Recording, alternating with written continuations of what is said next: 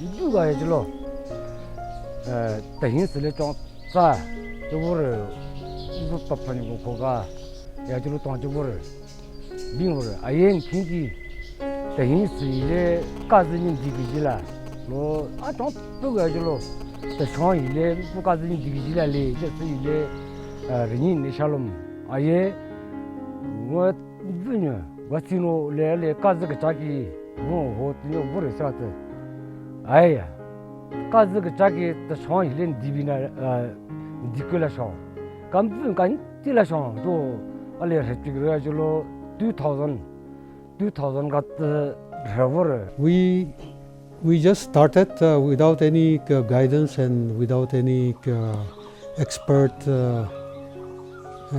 knowledge about conservation, but somehow we felt that unless we do something, the entire flora and fauna of the rich heritage of the village is going to be lost forever. So a few of us, we really had a burden, and we thought we must do something. And we started to, we organized, we took the initiative and started this conservation. Initially, we thought of stopping Jum cultivation, discouraging Jum cultivation and encourage wet terrace cultivation in Sendenyu.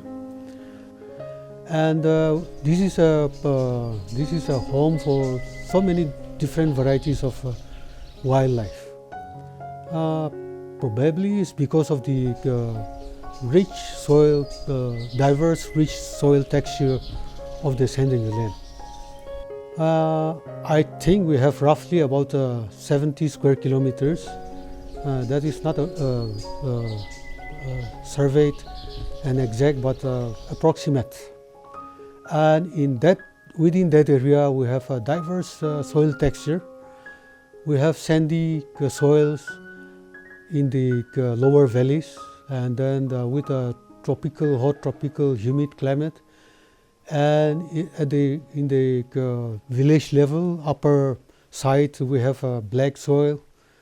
So we have humid, hot climatic condition in the valley, and then up here it is a soft temperate, temperate climatic condition. And because of that situation, I think we have plenty of wild fruits, both edible and non-edible. And that must have been the reason for this village having lots of wildlife. And in those days, even I'm not that old, but I could see many wild animals in those days when we were small kids in the schools. And but comparing to the present day, in our own eyes, they were all going to be finished. And the village like any other Naga villages, they have lots of guns for hunting. Not sophisticated guns, but enough to exterminate all the wildlife. So we thought we need to do something, as I said, and initially we thought we will ban hunting for 6 months and open for 6 months, because immediately if we start all of a sudden, we are going to face a lot of resistance.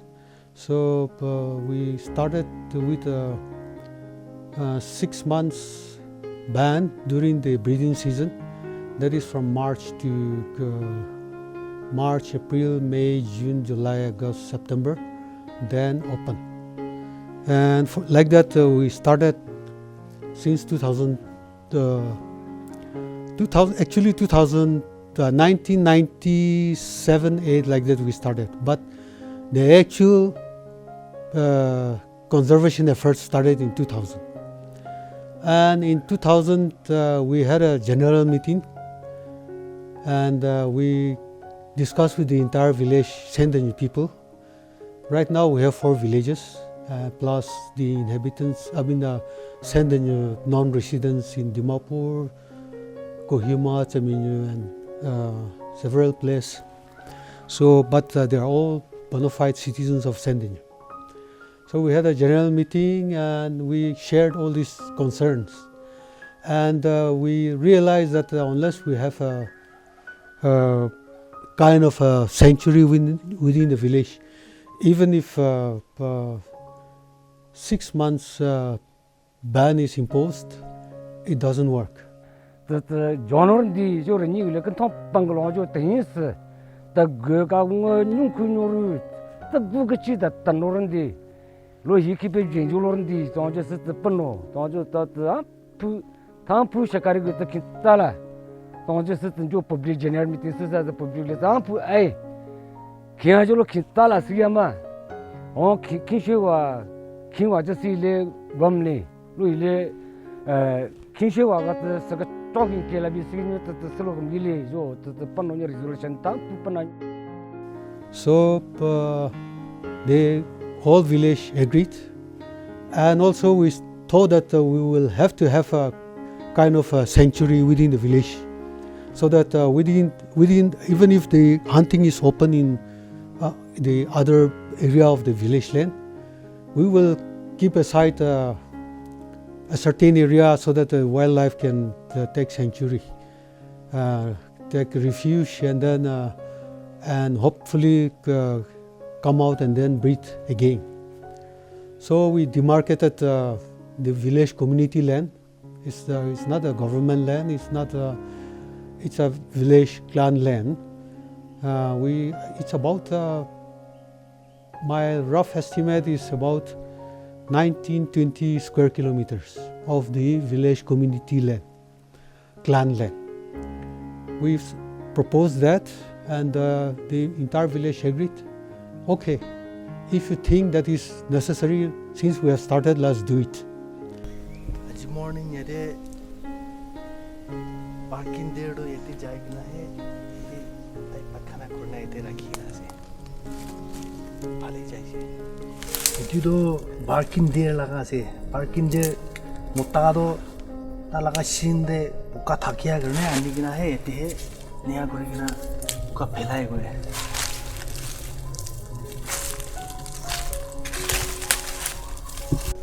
Yeti sunbird laga se, sunbird bhi mutta do ta laga shin laga niche de buka dangor la kamore tune ta ani gina yeti hai sapha kore. Yeti sunbird laga se.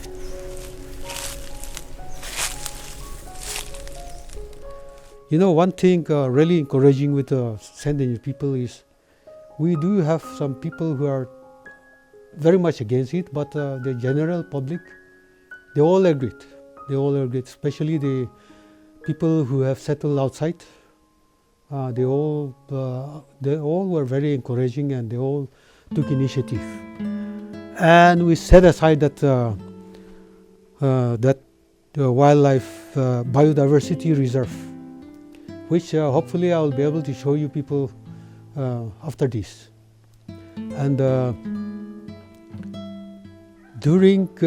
for that area, we want to preserve everything in situ, the flora and fauna. And we don't allow any hunting, not to speak of hunting, collection of vegetables, fishing, and building materials, and even disturbing the area is prohibited. And we don't allow even villagers to venture inside the area unless they are given a permission with a specific reason. And if at all necessary, we allow the biodiversity guards to take them. So we are trying to preserve that area and to make it one day, to make it an ecological education center where we will be able to show what we used to have in this land. So like that we started in 2000, in the year 2000. But again, and for that, we thought we have to have a legal backup. And just by declaring again that if somebody takes us to court, it will be a problem. So because it is a private land. And later on, we were very happy that we had that act. So we during that public village general meeting, we decided that we'll have a Sendenyu Village Council Act. And I said we have 4 villages, but all the land settlements, everything is done by the all village council. So because the entire land, everything records, everything is with the all village council. So we call it the Sendenyu Village Council Act, and we demarcated that land, that area, as declared as a biological diversity reserve. And in addition to that, we decided to ban use of chemicals in Sendenyu land because people use chemicals for fishing and chemicals for treating pesticides, insecticides, even herbicides for their plantations. So we decided to ban all those things, and we don't allow even the fertilizers. We want to preserve everything too. We want to maintain the green village aspect of this village. So that was 2020 we started. That is called Sendenyu Village Council Act for conservation. Then 2004, again we have another act in continuation of the 2000, because we thought that we need an extension of that area. We need, because that roughly 20 square kilometers is too small for wildlife, and people used to hunt a lot walking around that conservation area. So we thought we need a corridor in both sides of the reach, the Sendenyu village reach, so that wild animals can escape or come to the conservation area in both sides. So we had that another act in 2004. So like that we started. But in 2012 we realized that again that is not feasible. That's not feasible because, as I said, when the hunting season is open,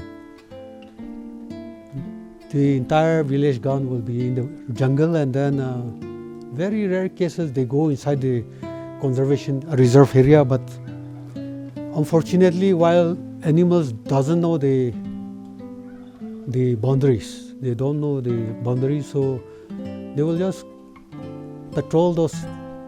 They will see that the fringes of the conservation area, and any animals that come out, they will shoot it. And legally, they are right. So we had another meeting in 2012, and we decided we proposed the committee, the Sendenyu Community Biodiversity and Wildlife Conservation Board. We proposed to the village general meeting assembly that if we ban hunting for 3 years, just to see how good it will be, and they agreed. So 2013 12th March, that is the end of the hunting season. So on the 31st March we had a 1st March we had a meeting, and then the entire village agreed that they will abide by that. So we banned hunting entirely in Sendenyu land, in that 70 square kilometer roughly, and for 3 years. We could see a lot of improvement in that.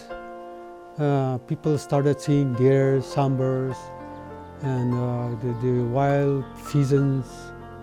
The population of the wildlife really increased. So in 2015, 3 years expired, and we had another general meeting. And in the meeting, we asked them whether we will stop there or continue. And 90% of the village agreed, said, no, we have started, let us not stop. So let us ban it indefinitely. So till 2012, 1st March till today, hunting is banned in Sendenyu land. And I think there is a significant increase in the population of the wildlife. After we started conservation, many of the neighboring villages, they started saying that they were shocked that after so many years, 20, 30 years, they could see a sambar in their village, so many deers, so many birds. In fact, last 2-3 years back, several times a group of hornbill also came. This village has got a lot of history about hornbills. They used to rear hornbill in the forest. It's a part of that conservation area. And so neighboring villages were saying that after many years, they saw a sambar, they saw a bear, they saw deers, and then they saw different kinds of birds, even the monkey, the macaques. Before we start, I think we have hardly one group of macaque here in the village, and maybe about 6-7 of them only left. I used to go. We used to hunt. I'm also a hunter, and we used to follow those macaques. And this is the season where they will sleep in one precipice, and then we used to wait and then shoot them there. So, but after that, now there are many troops, 5-6 troops in this village. The other day, some people were saying that they saw a group of macaques near Bocha, where there is a stone crusher now, Chechama-Bocha border. So there was no question of having macaques that side, but we got them regenerated from here and then spread like that. One of Sendenyu lady married a neighboring villager, and then that neighboring village killed a stag after 25 years. The stag came to their village, a sambar came to their village, and they killed it for New Year. So the lady was so angry, and apparently that's first-hand information from her. Fortunately, she's a village development board member, it seems. And she was very angry, and in the public meeting she was shouting at them that, why we are getting it after 25 years? Because my villagers were rearing it. And shame on us that we kill it. She was telling them emotionally, it seems. So like that, it is a very positive sign, and it really got regenerated. And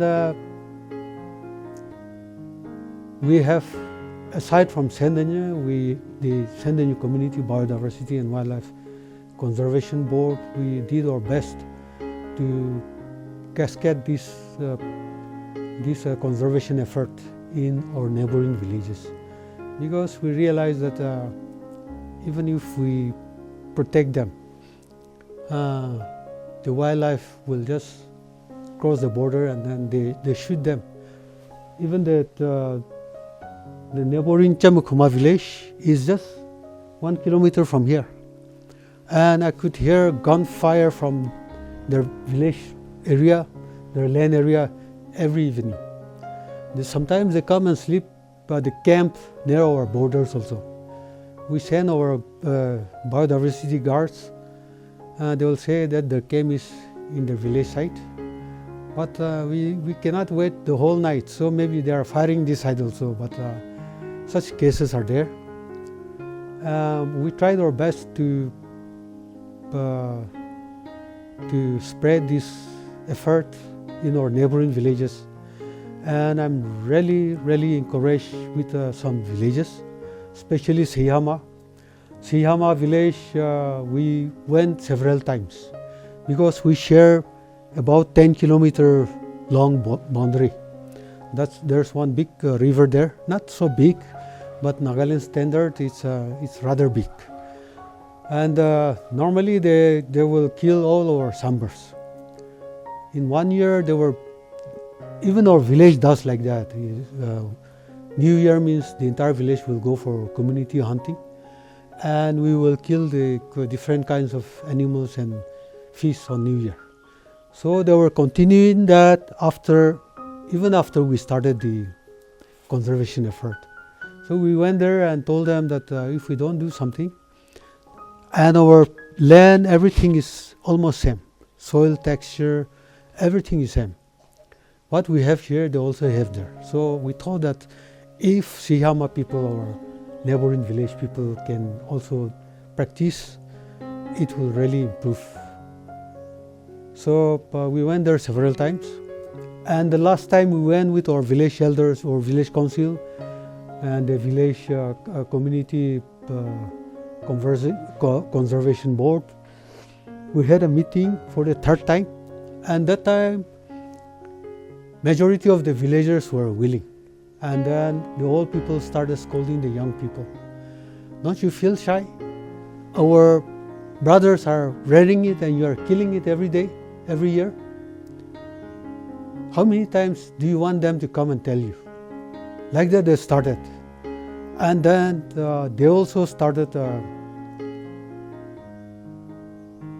about 4 years back, 2019, they started. And that is very good, because sometimes they will set their hunting dogs in our land side, and then the hunting dogs will chase the sambar, and they will be waiting in the boundary, that big river, and they will kill the sambar. And they will say that we kill it in our sight. 2-3 times I personally went down and investigated. At one point of time, I'm afraid they killed the sambar, shot the sambar our sight, because we could see the drop of bloods. Then the sambar ran down to the river, and then there they finished it. But I thought it would be good not to raise it as an issue. So, but I'm very happy that they have started the conservation work today. And 2020 we had a joint biodiversity guards, Sihama and Sendenyu biodiversity guards picnic at our border, and we resolved that if they find any hunter or site at night, they will be using a torch. So, and if we see in their site, we will inform them. So that was very good, and they stop hunting. And they are reserving a big area towards our border. So that is a very good positive sign. And now we have approached our neighboring villages, Tseminyu, Tongsiinyu, Tseminyu, and Nagaland. At least the watershed facing towards the Sendenyu. So we have a boundary with Tseminyu in the river, and with Tseminyu and River. And without their cooperation, every year they will put chemicals in the river, and then all the fishes will die. And we cannot say don't put there, because it is the river too. So Tseminyu also have started. They started, and then again they could not, for some time they couldn't maintain the consistency, but again I'm very happy that they have started again. And Tseminyu and also, they are doing their best. So coming back to the wildlife conservation effort and the positive sign of it, last year, it was 2023, 22 actually, yeah, the WCSI people came. And we told them that we wanted to have a wildlife census in our land. In fact, we have been approaching so many organizations, so many institutions to conduct the census, just to know whether what we are doing is actually working or not. Because we know the footprints and sometimes we see, but we don't know exactly what is the population. So we really wanted to have a wildlife census. And we have approached everybody, government, non-government, but nobody could come forward for it. And we don't have the technical know-how and the equipment to do it. So fortunately, the WCS, one of the director, Sushil Raj, he came to Sendenyu. That was a real pleasant surprise. We never know about him, but he came, and then we told him about this. And he spent one night with me here in the farm. And then he said he will look into it. And after that, he sent about 20 cameras with one expert. So we set up in our conservation area. And the expert was saying that for this area, he will need 150 cameras. But he came with only 20 cameras. Still then, with that we installed. And with only few cameras, but the result was quite good. We could record so many wild animals. In fact, even some highly endangered animals also. So we are very happy about it, and very grateful to the WCS, Wildlife Conservation Society. And that is the thing. And aside from wildlife, we're also equally trying hard to preserve and conserve the flora, the rich flora. You know, we have a lot of traditional medicinal plants, and many sick people used to come here for treatment. And when they go outside for allopathic treatment and then they couldn't do it, they come here. And I think there are lots of successful treatments. So we want to preserve them, and before the two are finished, we want to conserve them. So that is our objective. And you know, we have a lot of timber, huge timber reserve, but in late 90s, early 90s, and then till late 2000, no, early 2000, because of heavy logging, most of the trees are gone.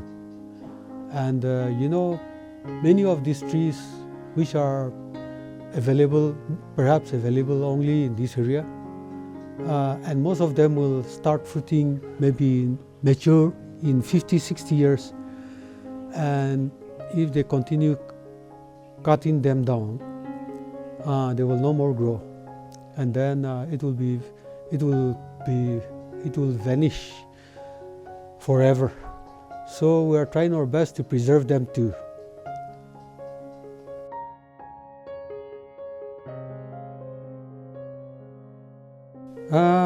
As I said earlier, this is a joint effort of the entire people of Sendenyu, and the entire community is behind it, this conservation effort.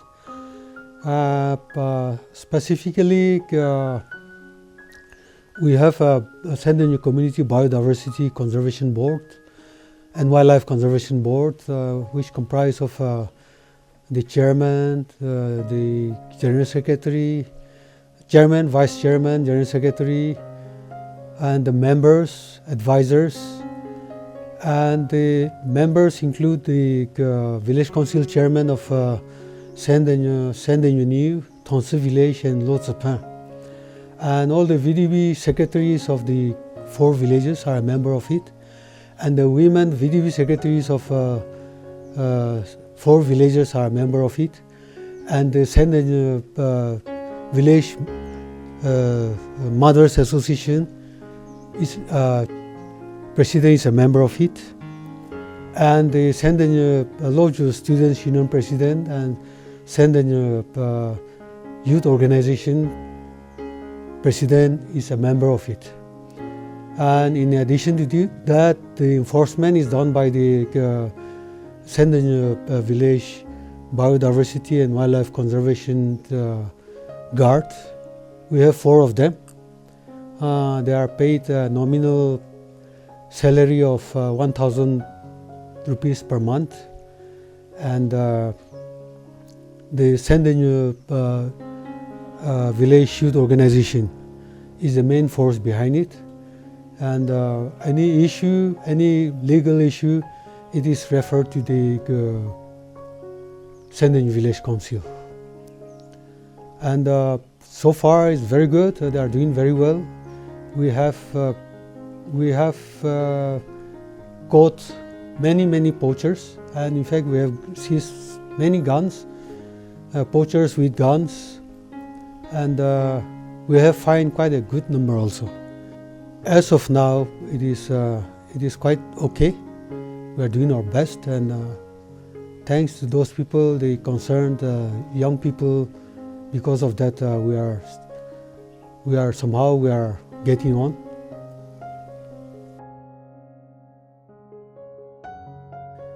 Number 1 challenge is human-animal conflict. Of late, we found that every year the village crops are damaged by the wild animals. We don't, for wild boar, we are not conserving wild boars. If there is a crop damaged by wild boar, it is the duty of the farmer. If he is a hunter, he can get a permit for 2-3 days, and if he is not a hunter, he can ask the village youth to go and wait for that wild boar and kill it. If they have a permit, there is no restriction. But other animals are restricted, and every year crops are damaged. You know, crop damaged by sambar. I have asked the old people also, and we have the best hunters as a member of our advisory board. And they were also surprised that the sambars are eating up paddy including the rice plant. So they said in their lifetime they never knew that sambar damaging the crops. But now this wet terrace cultivation, when the seed bed are laid, when the nursery comes up to maybe a few inches, the sambar will come and finish it. And then when it regrows, and then when the farmers transplant them, and the rice is about to bear fruit, grain, then at that time the sambar will come and finish it again. We have seen totally crops being totally damaged by sambar, especially sambar. Many others are there, wild fowls and porcupine and pigeons. Many others are there, squirrels, but not sambar. But these days, sambar is number one. And I personally, as a chairman of the board and a person responsible for this initiative, I was almost in tears when some old lady, a widow, came and started shouting at me. And then she's living with a son who is a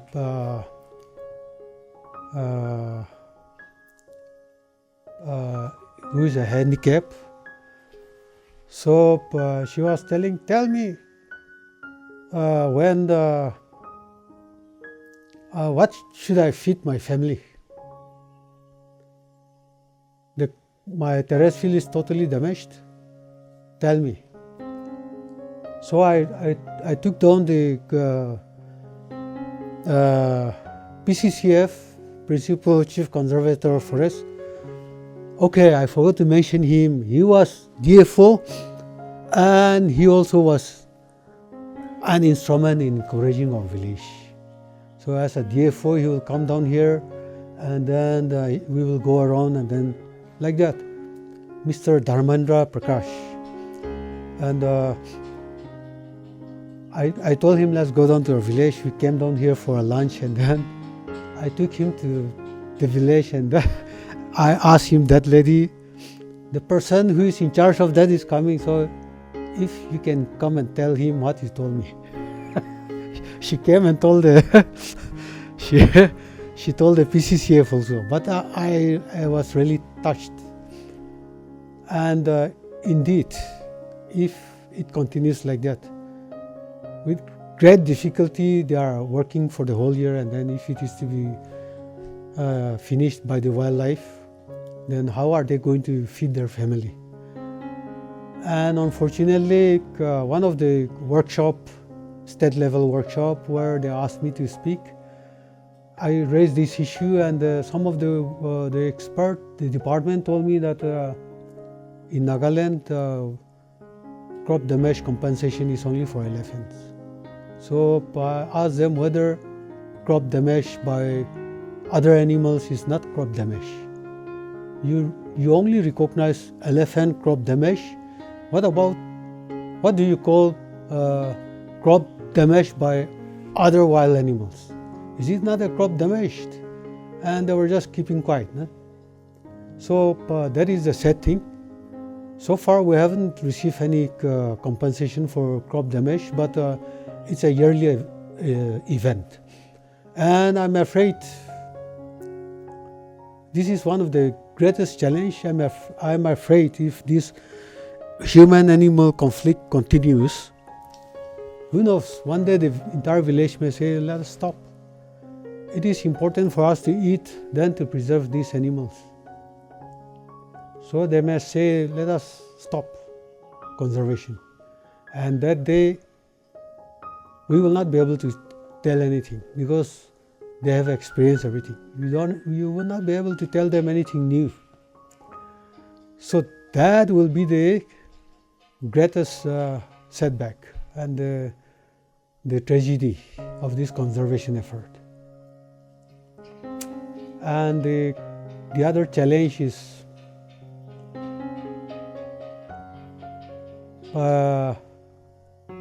setting aside that clan land as a preserved area.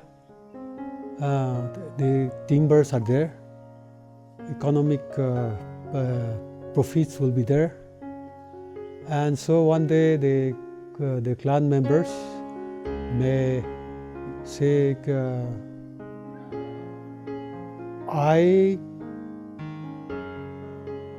I have to survive and I'm going to cut down those trees, or I'm going to cultivate there because I don't have any other alternative. So we definitely need an immediate alternative. Otherwise, we will have nothing to tell them. And the other issue is, as we shared earlier, hunting by neighboring villages and in their own land. Our villagers are saying we are rearing them, and every new year they are celebrating, so let us also kill. That is going to come out. Why should we conserve them and let neighboring villages enjoy? So those are few challenges. And another important and very crucial challenge is marketing of the wild meat.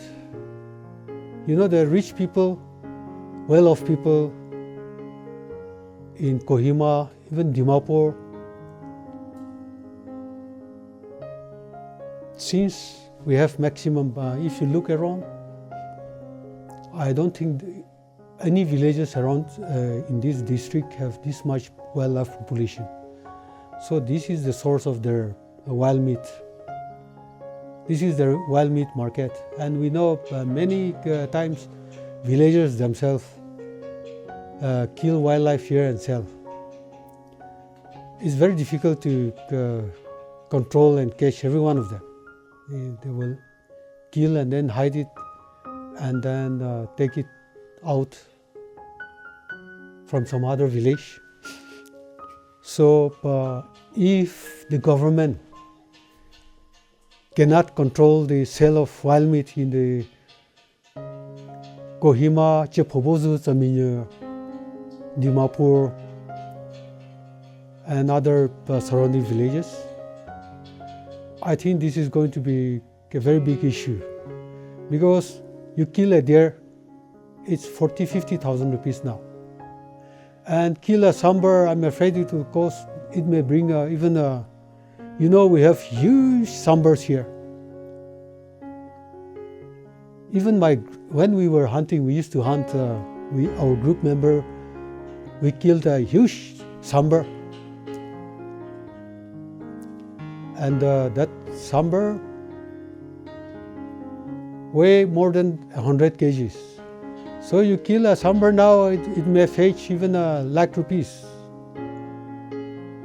So that is a sad thing, and we cannot go around in Kohima, Dimapur asking people to stop buying that. So it is the state government who should do it. Strictly impose sale of wild meat, and whoever is selling the wild meat should be punished accordingly. Otherwise, it is the Sendenyu initiative of wildlife conservation is going to be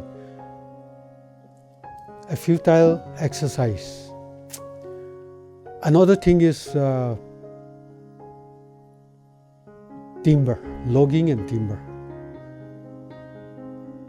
The price of timber is really growing, and if it is, we have no objection if the villagers wants to cut down and use it for their own house construction, for their own domestic use. We have no objection, but if a CFT of timber costs 800-900 rupees in Kohima, tomorrow it may fetch even 1,000 rupees, then what we are doing will be in great danger. So that is also very important. I think the state government should do its duty of enforcing the wildlife conservation acts, and then should be able to strictly impose logging, whatever. And otherwise, what the village initiatives being taken by various villages, if they they get discouraged and give up, I think there will be no point of having a forest department in Nagaland, where thousands are being employed. For what? For nothing. They cannot even take care of Intanki forest, whereas villages can take care of themselves. Look at Konoma and many other villages. Look at Sendenyu. So the government should do its duty and encourage the villagers to do accordingly.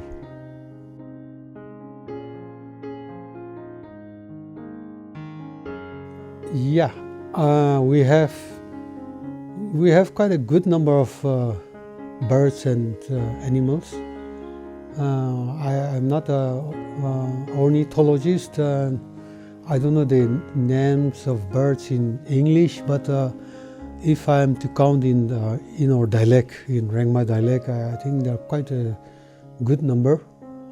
In fact, we have entrusted the oldest two members of our advisors to name the different animals and birds that were found in this land.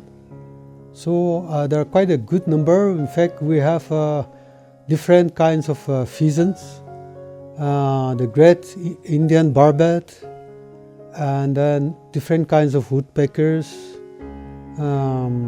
pigeons, the widow pigeons, green pigeon, and whatnot. And then,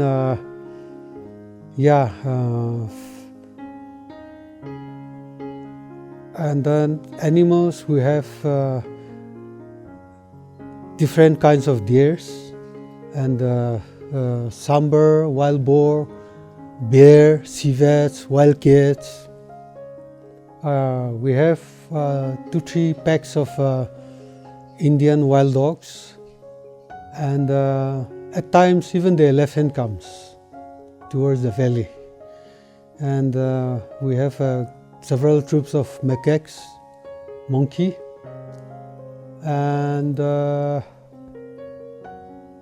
often the leopards.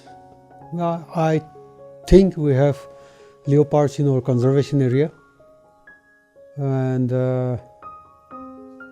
different kinds of reptiles. And many, quite a few number of endangered species also, which I may not elaborate.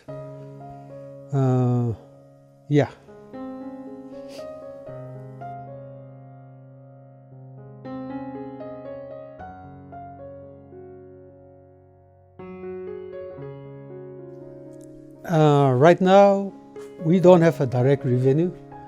2013, we got some aid grant from the 12th Finance Commission, and with that we put up signboards, we constructed toilet for visitors, then we fenced the area which was close to the village, so that the village cattle will not go inside the conservation area, so that they may not spread the disease to the wildlife. And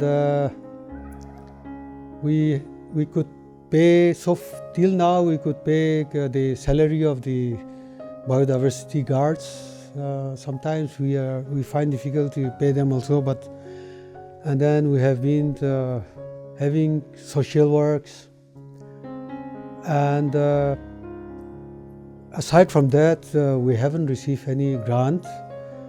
And initially we started, I forgot to mention, but initially we started this conservation effort with a feast and series of social works, with contribution from well-wishers, from the few well-off people from this village.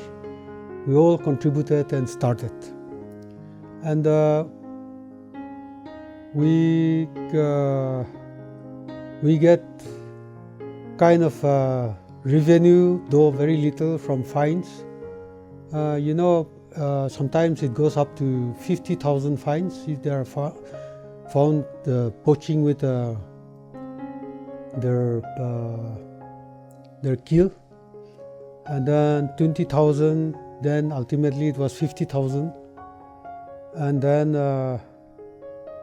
now we haven't, there is no regular source, but we hope that one day maybe we don't get direct grant and cash, which I personally I'm apprehensive, because once if we get a direct grant, maybe trouble will start. I could foresee that, but maybe one day the entire village will be benefited because of this effort. We hope to set up an ecotourism destination here, and the Northeastern Council is kind enough to set up an ecotourism destination here. It's almost complete now, and as I shared earlier, we want to keep this Sendenyu as a source of ecological education center where visitors can come and learn what was there. Not only the wildlife, flora and fauna, but including the tradition and culture. So I don't know how soon it can be done, perhaps even after most of our contemporaries are no more, but even if too late, hopefully one day this will be an ecotourism, a real ecotourism destination where the entire villages will be benefited directly or indirectly. And in a way, the village was benefited because of NREGS scheme. In Nagaland, I don't know how many villages have benefited, but this village, I think we have benefited a lot from that NREGS by the government of India. To start wet terrace cultivation in hilly area like our village is very difficult, and for a poor farmer to develop, do landscaping in a hilly area is very expensive. But with the coming of NREGS, almost all almost all households could develop their wet terrace field. Now, I remember when we were young, the entire village, 100% of the villagers used to have a June field, and in a year they will cut down not less than 9-10 square kilometers of contiguous area for June cultivation, and it is a must-see event the day they burn down that area. So we used to go down to the Mount Prayer area and see when they burned that valley area. It was like that, but today 90, if not 99, maybe even 99% of the villagers have a wet terrace fields. We do have small June cultivation areas, but that is only for pulses and vegetables. So entire village have a wet terrace cultivation, and which is permanent. You don't have to cut down the forest again, and that is how we are sustaining. If not for that wet terrace cultivation, in a span of 2-3 decades, the agriculture pressure on that land will be too high, and we won't be able to manage. But still, we are able to preserve that roughly 20 square kilometers because we have wet terrace cultivations and there's no pressure on June fields, June cultivations. That is one. And we encourage horticulture and even growing vegetables. And initially we encourage orange, and it was doing very well. You can see around, even I also started with them just on an experimental basis in a small scale, but it was doing very well. And during the late 2000 till 2012-13, Hornbill Festival, the orange supplies used to be from Sendenyu. But unfortunately, most of the orange died, and they couldn't sustain. I don't know. The expert says it's because of the cancer, but in one year, the Department of either it was agriculture or horticulture, they supplied herbicides, and the entire orange growers, they sprayed on their field. And maybe it didn't die that year, but I suspect it was because of that. So the valley, the orange basin, that almost all died, and I didn't use them, so mine is still surviving. So I said it must be because of that. Otherwise, if it were a cancer, then mine should also die. And then of late, the department has started lychee plantation since last year and 2-3 years. I think it's under IFAD, but I don't know how we are yet to see the fruit. In addition to those growing their own crops, we have lots of wild leaf, wild vegetables, wild fruits. So I think we have maximum banana shoots. Maybe we have the highest banana and bamboo area in this, maybe entire Kohima and Tseminyu district. So our people, the women group, normally they collect them and sell them in Kohima. I think that's a very good source of income for them. But again, it is going too extensive, and we are trying to regulate it. Another crop of which we thought will be beneficial to the village, and we have started, is coffee plantation. In Sendenyu, right now I think there are about maybe 1 lakh coffee trees now.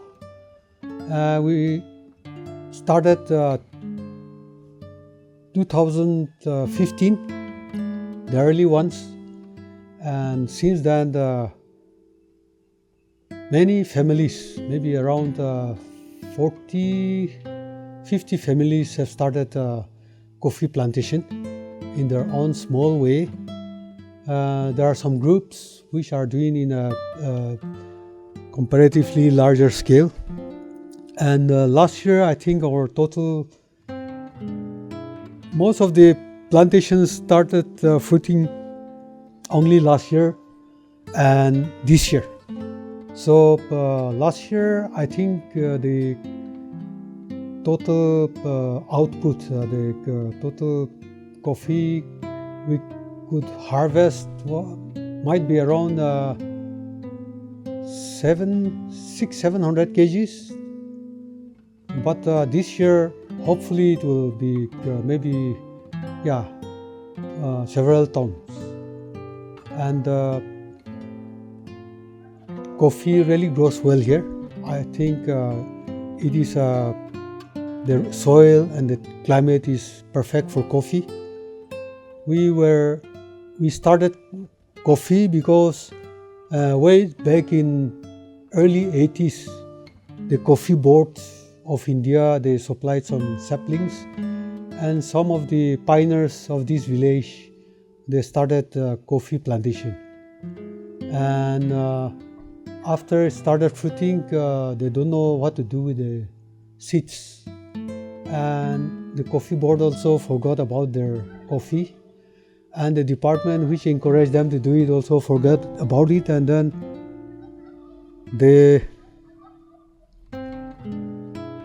since they have no market, most of them were cut down, and then the area was they use it for June cultivation. But few surviving trees which survived despite of that, we could see that even though there was no maintenance, they have grown into huge, big trees, and then tall 30, 40 feet, and then bearing lots of fruits. So we thought no harm if there is market, we can buy it. We can plant it, and then if they are willing to buy it, we will try. And then I think so far the cost of coffee is still very low, but I think at least the production is not bad. And only started fruiting last year, but this year hopefully it will double, triple.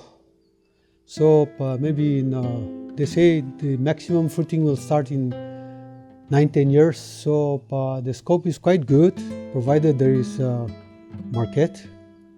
And you know, some of the South Korean missionaries, they came here for prayer, and then they really encouraged us.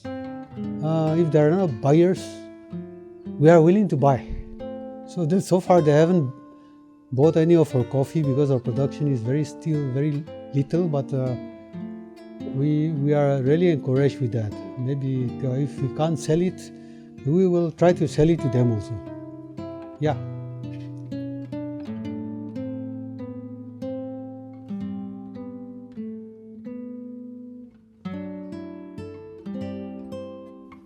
Yes, I shared with you earlier the WCSI, Wildlife Conservation Society of India, they came, and aside from them, many people have come. In fact, some scientists conducted a survey. I think it was the Delhi University with the Cambridge, London, and they found 2 new species of amphibians here in Sendenyu, and they were kind enough to name one of them as Sendenyu. So the villagers are very happy. We are also very proud to put into record, into history with that finding. And lots of conservationists and scientists have come here. Prominent conservationists, even the Kalpa Vrishk. Initially, it was their support and their encouragement. We all started, and I think it will not be fair if I don't mention the name of Ashish Kothari. He's now the President Greenpeace India, but he was in Kalpa Vrishk, and then he has come here several times. He stayed here in Sendenyu as my guest, and then those days I also used to hunt. And every night we will discuss, and then he'll say, "Mr. Thong, why don't you stop hunting? Why don't you join us?" And you know, hunting is it's addictive. And when the hunting season comes, your whole hands and legs starts getting itchy. You feel like pulling the trigger. So like that, but I also gave up. Many of our friends, in fact the entire village gave up, except few unfortunate friends who had to be fined by us, and we feel sorry for them. But because of their encouragement and their guidance, at one point of time, I said we started this without any technical knowledge and without any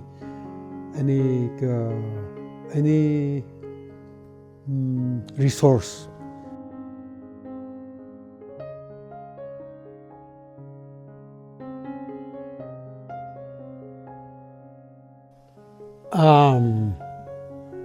Yeah, as I was sharing, many specialists, many conservationists have come, and we are trying to liaison with the different institutions and to find out what will be the best to go about and what we can do.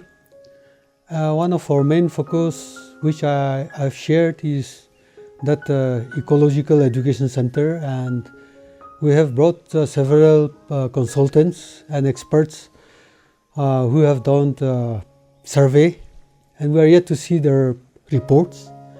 Hopefully, after going through the reports and studying the feasibility and consultation with experts, perhaps with the different departments, we will try to take up whichever will be suitable for us.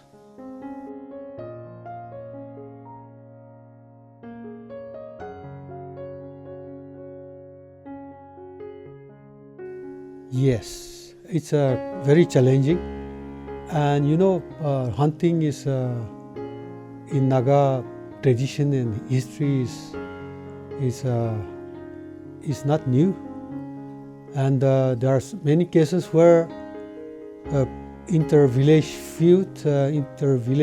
fights have developed because of the hunting, even in olden days. And even today, I have been sharing earlier also, but at times,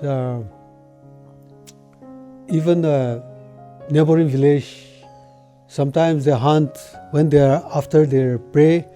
They cross the boundary and then hunt in our village land. And when they are caught, sometimes it's a very sensitive issue, and it almost breaks out to inter-village quarrels. But we try our best, because we are doing this for the good and welfare of the community, not only for Sendenyu people, for the entire community. And one day, when the neighboring villages also, as they develop, as they grow, their generation will realize that what we have done has been a blessing in disguise even to the neighboring villages.